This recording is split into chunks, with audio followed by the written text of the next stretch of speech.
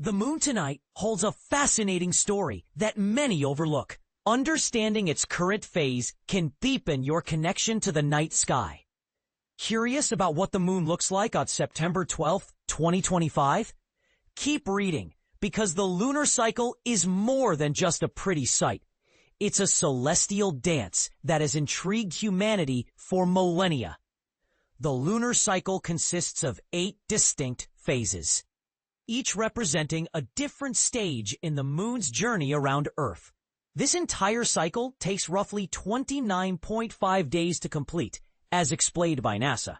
What causes these phases is the way sunlight illuminates varying portions of the moon's surface while it orbits our planet. This interplay of light and shadow creates the changing shapes we see from Earth. So, what exactly is the moon doing tonight, September 12th, 2025? On this date, the moon is in its waning gibbous phase, meaning it is about 71% illuminated as viewed from Earth, according to NASA's daily moon observation.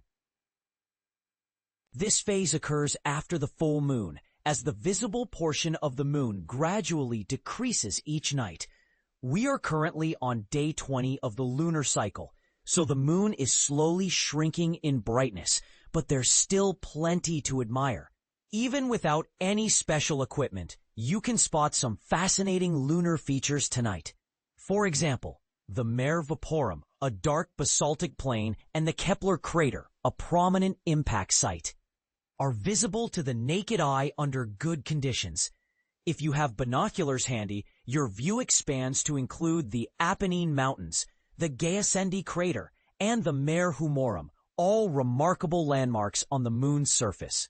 For those with a telescope, the experience becomes even richer. You can observe the historic Apollo 11 and Apollo 16 landing sites, where humans first set foot on the moon. Additionally, the Rima Ariadaeus, a long, straight lunar rill or trench, becomes visible, offering a glimpse into the moon's geological past. Looking ahead, when will the next full moon grace our skies?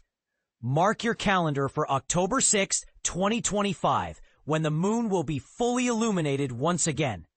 The previous full moon occurred recently on September 7th, 2025. But here's where it gets controversial.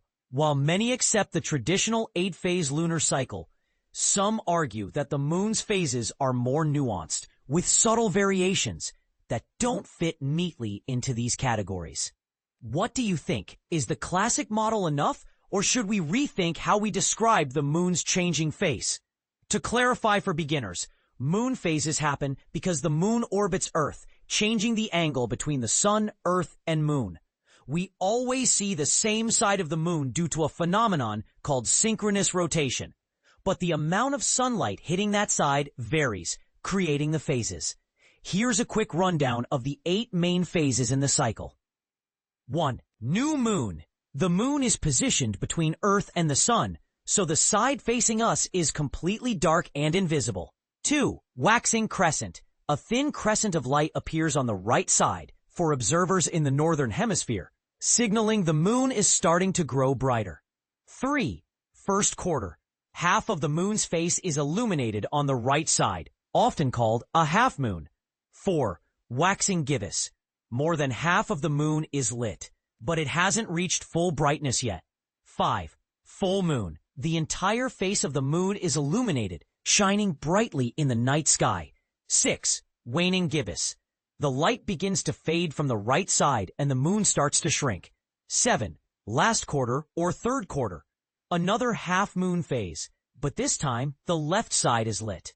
8. Waning crescent. A slim crescent of light remains on the left side before the moon returns to darkness and the cycle begins anew. Understanding these phases not only enriches your stargazing experience, but also connects you to a rhythm that has guided calendars, tides, and cultural traditions throughout history. So next time you look up at the moon, remember, there's a whole story unfolding above you, one that's both scientific and deeply human. What's your take on the moon's phases? Do you find the traditional 8-phase model sufficient, or do you think there's more complexity to explore? Share your thoughts and join the conversation.